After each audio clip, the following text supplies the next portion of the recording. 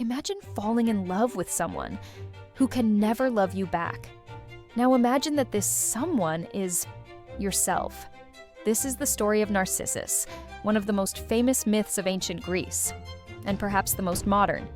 Narcissus was so beautiful that wherever he went, hearts shattered and sighs echoed. But none of those hearts was his own. He never cared for anyone but himself. Son of the river god Cephissus and the nymph Liriope, Narcissus was born in the region of Boeotia, surrounded by waters, forests, and prophecies. At his birth, his mother consulted Tiresias, the blind oracle. He said, "Your son will live a long life if he never knows himself." Time passed, and the boy grew up, as beautiful as a living sculpture, and just as cold as one. Nymphs, shepherds, young women, and men tried to win his heart, but Narcissus scorned them all. One day, one of them, the nymph Echo, fell in love with him. But Echo had been cursed by Hera. She could only repeat the last words she heard. She followed him through the woods, dreaming of a touch, a gesture, a chance. When she finally found him and tried to approach, he rejected her with disdain. "Get away! I am enough for myself." And Echo returned the disdain through the hills. Heartbroken, Echo withered until her flesh turned to stone, and only her voice remained, wandering, reminding us of words thrown to the wind. Nemesis, the goddess of retribution, saw Narcissus's cruelty and decided to teach him a lesson. One day, wandering alone in a forest, Narcissus found a pond. The water was so pure and calm it looked like glass. He bent down to drink, and then he saw it. A face. Perfect, intense, hypnotizing. Narcissus froze, fascinated, enchanted, lost. But what he saw was his own reflection. Unknowingly, he fell in love with himself.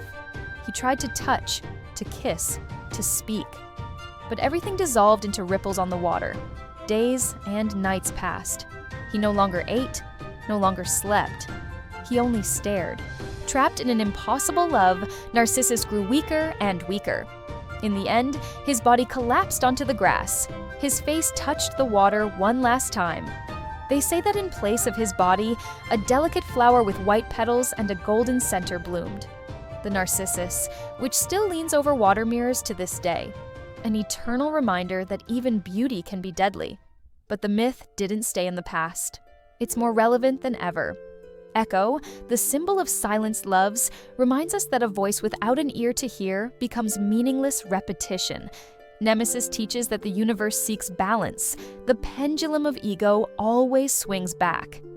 And today, narcissism became a diagnosis, a word that describes an exaggerated love for oneself and disdain for everything else.